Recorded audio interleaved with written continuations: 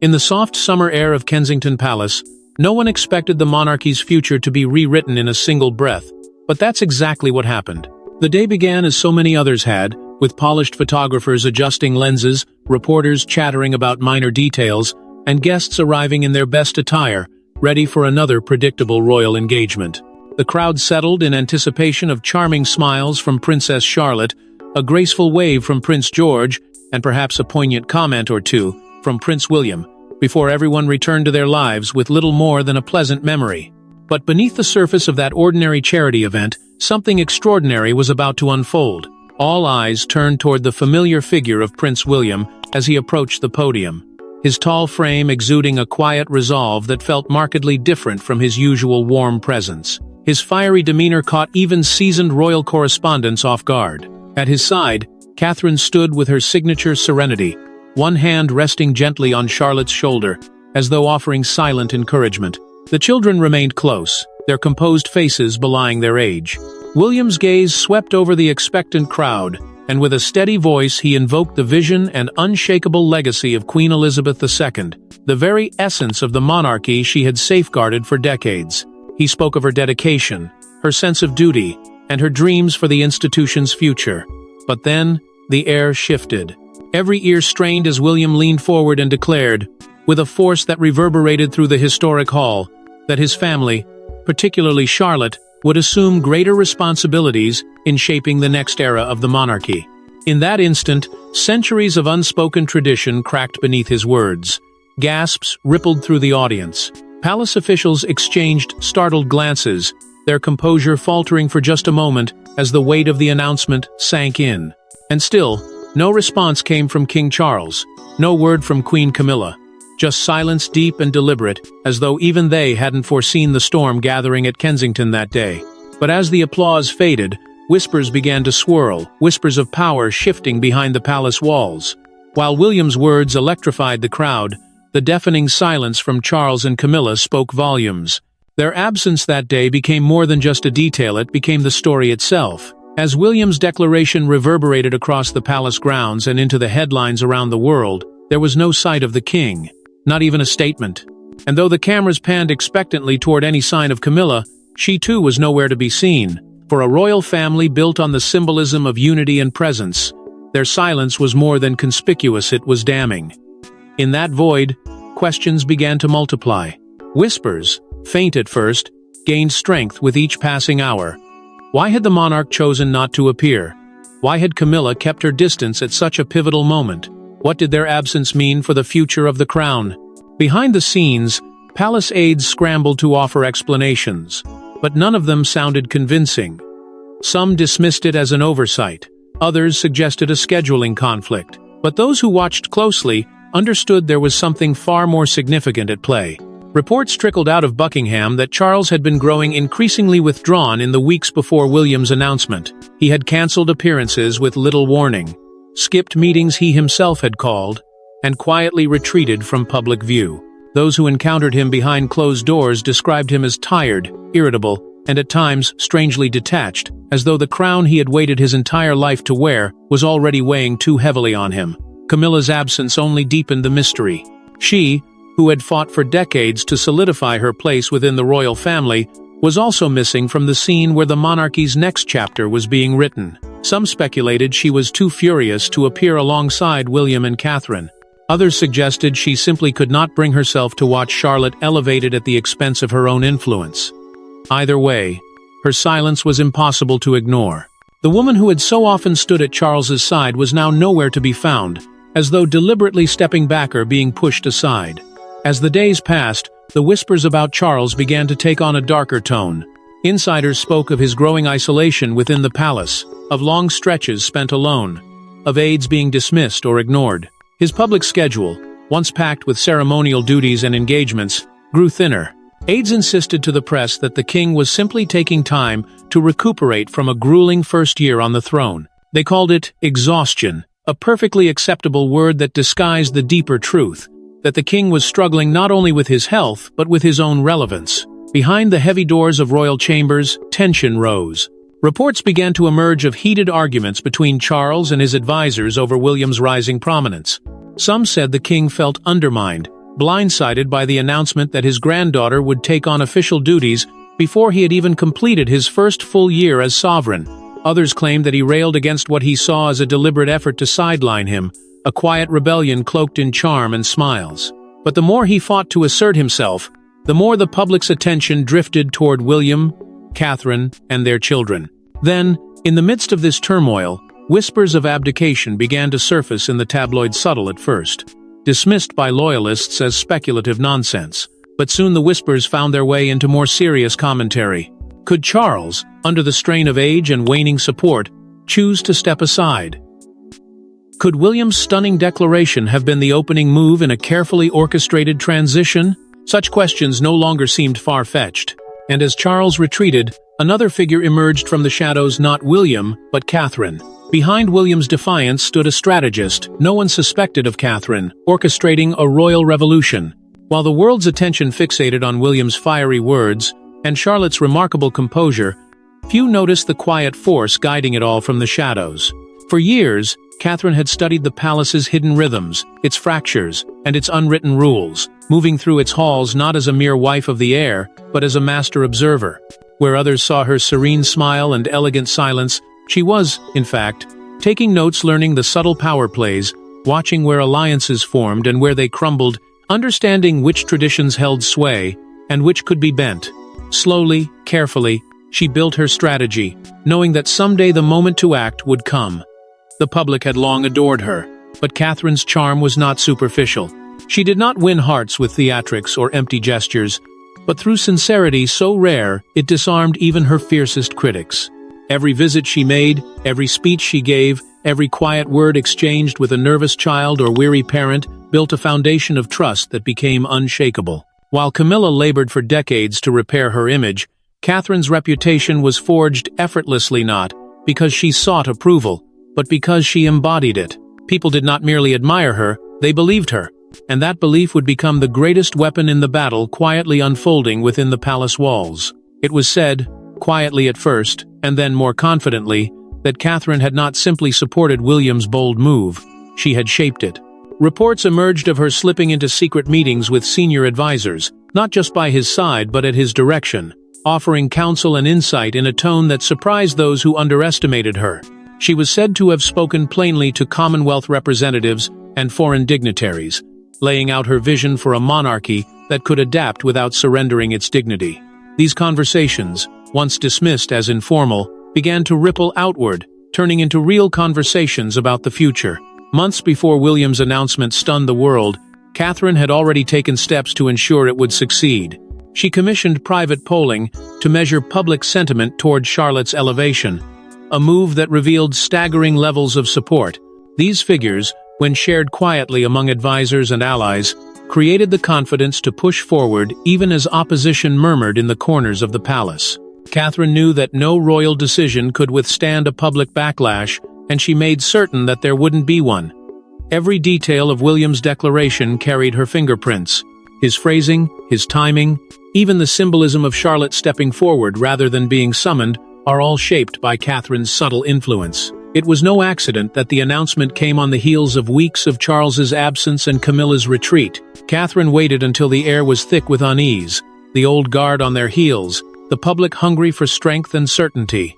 Then, and only then, did she unleash the statement that rewrote the monarchy's future.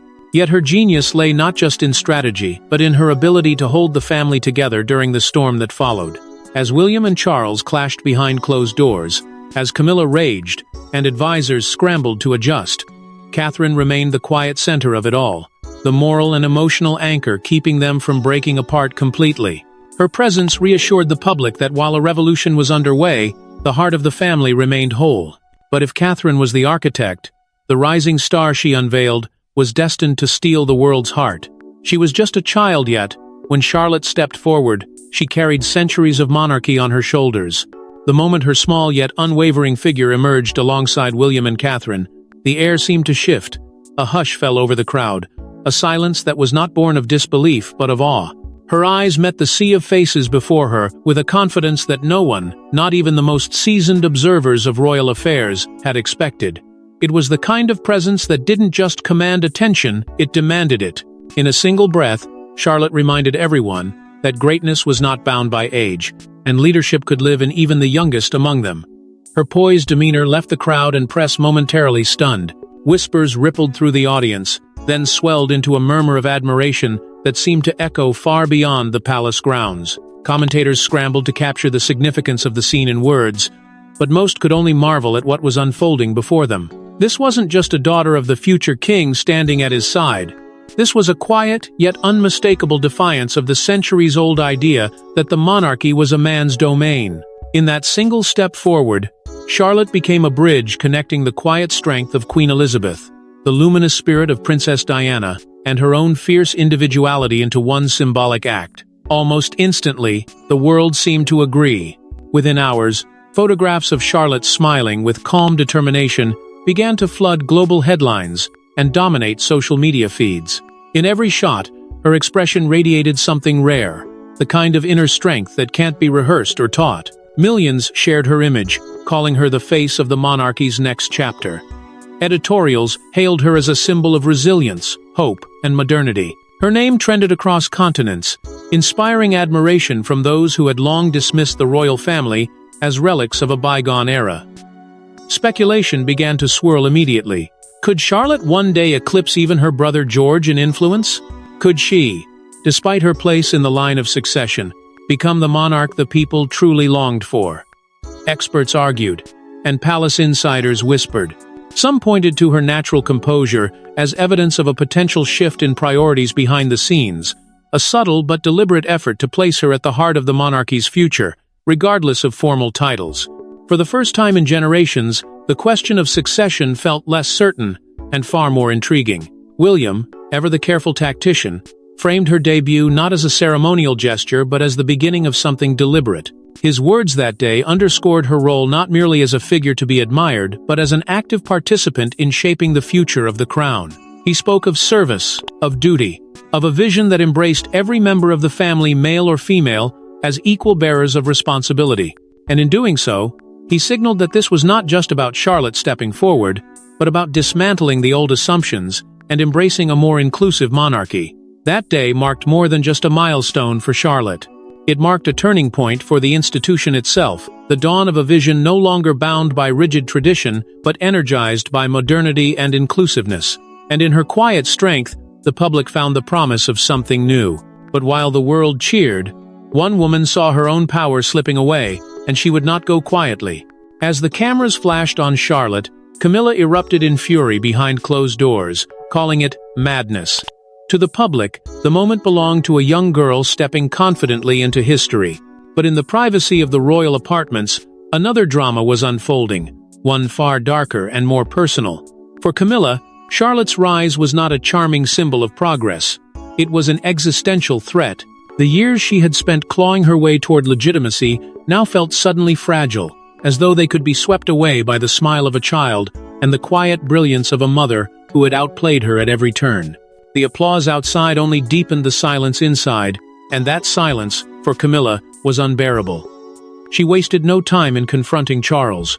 Late that same evening, she demanded a statement from the king, a public reaffirmation of her role and her place within the hierarchy.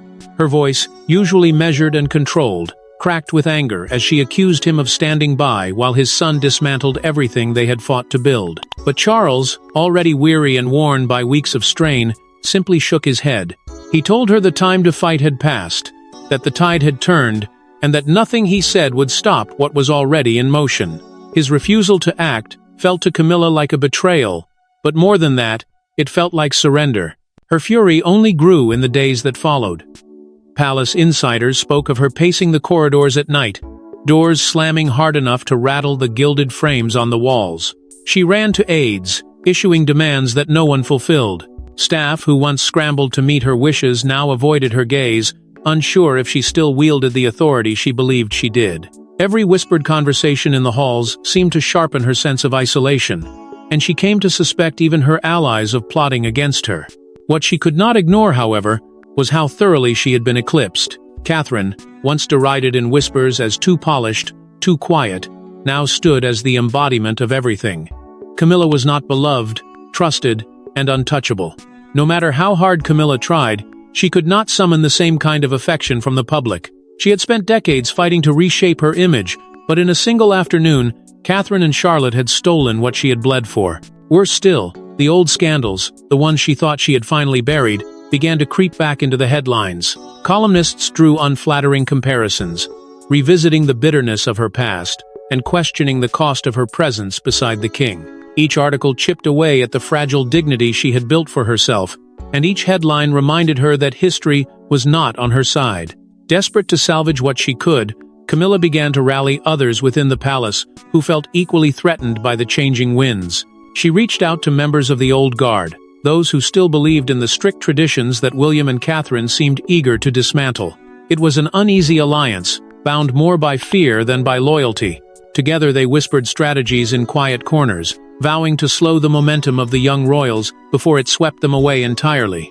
But even Camilla's desperate maneuvers couldn't halt the tide already sweeping through the palace corridors. While the royal walls trembled, the world beyond chose its champions, and they were younger crowns. In the days that followed Charlotte's debut, the streets, screens, and newspapers told a story that left little doubt about where public sentiment lay. Across the globe, William, Catherine, and their children were celebrated not merely as the present face of the monarchy, but as its undeniable future. Every image of Charlotte standing firm beside her father became a symbol. Every soft smile from Catherine, a quiet confirmation that the torch had already been passed in the hearts of the people. The press, once divided in its loyalties, now leaned decisively toward Kensington Palace. Columns praised the family's grace under pressure, their courage to embrace change, and their ability to inspire trust in an institution so often criticized for being out of touch. Foreign dignitaries, too, seemed to recognize the shift. Where once they addressed their letters and their hopes to Clarence House, they now reached directly to Kensington. Meetings were quietly requested not with Charles but with William. Invitations flowed not toward Camilla but toward Catherine. Even ambassadors who had previously clung to rigid protocol began to break from tradition, aligning themselves with the rising energy radiating from the younger royals. One by one, as if by instinct, the world began to acknowledge a new center of power. Public opinion polls painted the same picture, only more starkly. Numbers that had once hovered respectfully in Charles's favor collapsed almost overnight. William's approval ratings surged to unprecedented heights. Catherine was hailed as the most admired royal figure of her generation, her quiet determination now seen as a beacon of stability and compassion. And Charlotte, though still so young, captured hearts with the promise she represented. For the first time in decades, the monarchy's relevance seemed secured not through history or ceremony, but through genuine affection and admiration. Meanwhile, Charles and Camilla found themselves painted by the media in increasingly unflattering light. Articles described them as distant, aloof, and clinging to an era long past. Editorial cartoons depicted them as ghosts haunting corridors that no longer belonged to them, while their son and his family strode confidently toward the future. Camilla, already bruised by old scandals and recent snubs, felt the sting of headlines that called her influence fading and her presence inconvenient. Charles, once seen as the patient heir who would modernize the throne, now appeared hesitant, his authority eclipsed by the charisma of his son and daughter-in-law. The headlines were relentless. Charlotte, the monarchy's future, they read. A new era begins at Kensington. Magazines featured glowing profiles of the young princess and her poised parents, while the king and queen consort were increasingly relegated to the margins of coverage. To some it seemed cruel, to others inevitable, the brutal clarity of public opinion choosing its favorites. And William and Catherine, ever watchful, capitalized on this momentum with precision. Their engagements were carefully chosen to reinforce their vision: visits to children's hospitals, appearances at environmental summits, speeches that spoke not of duty alone but of shared hope. Every step seemed calculated, yet never contrived, as though they understood instinctively that trust, once given, must be nurtured. Yet behind the smiles and applause, more than just popularity was at stake. A secret inheritance was quietly revealed. Buried in whispers and hidden letters lay Queen Elizabeth's true vision for her crown, and it didn't center on Camilla. In the weeks after William's seismic announcement, an even deeper story began to surface, one that cast everything that had unfolded in a chilling new light. Palace insiders, emboldened by the shifting power dynamics, quietly spoke of private letters written by the late Queen before her death. Letters addressed not only to Charles but also to William and Catherine. Their existence had long been rumored, dismissed by some as fantasy, but now they began to feel like the missing piece of a carefully orchestrated plan. Those closest to her claimed that Elizabeth had always seen the crown not simply as an inheritance, but as a living trust, something to be preserved, strengthened, and passed on in its finest form. And, in her final months, she reportedly put that vision to paper. The letters, though still sealed to the public, were said to reveal her belief that the monarchy's future lay not with Charles and Camilla, but with the younger generation, who embodied the adaptability and compassion the institution so desperately needed. Some even claimed the letters went further, naming Charlotte herself as a symbol of renewal, a future leader who would carry both the grace of Elizabeth and the spirit of Diana into a new era. Whether or not Charlotte's name appeared explicitly, the mere suggestion that the Queen foresaw her rising so prominently sent shockwaves through the palace. It offered not just a justification, but a mandate for William's bold move, and exposed just how precarious Camilla's position had always been. For William, the revelation was transformative. According to those who knew him best, it was the quiet knowledge of his grandmother's blessing that gave him the courage to defy both tradition and his father. The words in those letters reportedly reminded him that service to the monarchy meant more than obeying the man who wore the crown. It meant protecting the institution itself, even if it meant confronting the king. Catherine, too, drew strength from what Elizabeth had left behind. In the silence of their private moments, the couple reportedly returned again and again to her words, finding in them not just guidance but permission to act. For Camilla, however, the existence of these letters was a final, unspoken verdict. They hung in the air like a quiet condemnation, making her protest seem petty and her fury hollow. Whatever legitimacy she believed she had earned was now overshadowed by the weight of the Queen's foresight, a vision that had not included her as a central figure in the future. Even Charles, some claimed, grew subdued after reading them, as though recognizing at last that his mother's wisdom might have anticipated the public's will better than he ever could. And so, with Elizabeth's blessing in their hearts, William and Catherine moved boldly, but Charles still clung to what little power remained. Cornered and diminished, Charles made one final attempt to reclaim his crown's authority, and failed spectacularly. In the wake of William and Catherine's decisive rise, with Charlotte hailed as the monarchy's bright future, and the Queen's hidden wishes now revealed, Charles could no longer ignore the shifting tide, but he was not yet ready to surrender. In a last, desperate maneuver to prove his relevance, he proposed an ambitious Commonwealth tour, a grand journey meant to remind the world and himself, who still sat on the throne. It was to be a show of power, a reaffirmation of his rightful place at the center of the monarchy, and a message to William that the king was not yet ready to fade into the shadows. At first, the idea drew polite approval from his closest advisors, but behind closed doors, whispers of doubt grew louder. The political landscape was fraught, with some member states openly questioning their ties to the crown. Logistical challenges piled up, with security concerns and diplomatic tensions making every stop on the itinerary more precarious. Even senior officials quietly cautioned Charles that the tour, rather than uniting his subjects, might expose just how tenuous his hold had become. Yet he pressed on, ignoring the warnings, convinced this spectacle could restore what had been lost. But as the preparations unraveled, so too did Charles himself. Those around him began to see cracks in his composure that could no longer be explained away by exhaustion alone. He became increasingly short-tempered, lashing out at aides who questioned the feasibility of the trip. Long stretches of indecision were punctuated by sudden outbursts, and even his most loyal advisors began to worry. The quiet confidence that had once defined him seemed to have been replaced by a brittle desperation, a need to claw back, a sense of control that was slipping further with each passing day. Palace insiders began to shift their allegiances in subtle but unmistakable ways. Briefings once sent to Clarence House began arriving at Kensington instead. Invitations to high-profile events carried William and Catherine's names at the top, with Charles and Camilla almost as an afterthought. Journalists who once wrote cautiously respectful pieces about the king now turned their attention almost exclusively to the younger royals, whose charm and vision had captivated the public. The authority Charles had once commanded by virtue of his position was now openly challenged within his own family, and no amount of protocol could disguise it. Even Camilla, once his fiercest defender, found herself powerless to stem the tide. She attempted to rally the old guard once more, urging staff and courtiers to remember who wore the crown. But her efforts fell flat, her arguments sounding hollow against the roar of public adoration for William, Catherine, and Charlotte. The staff she once commanded now responded to her, with forced smiles and polite indifference, their loyalties quietly but clearly transferred. And so, as the sun set on Charles's reign, a new dawn broke, carried on the shoulders of his grandchildren.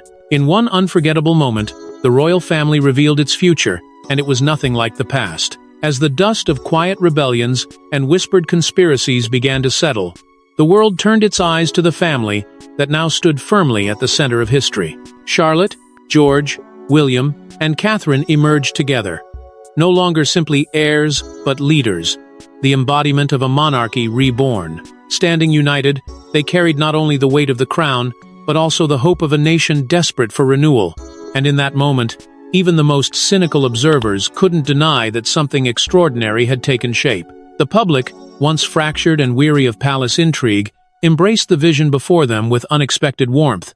This was no longer a family bound by rigid ceremony and hollow appearances, but a relatable, compassionate, and modern royal household.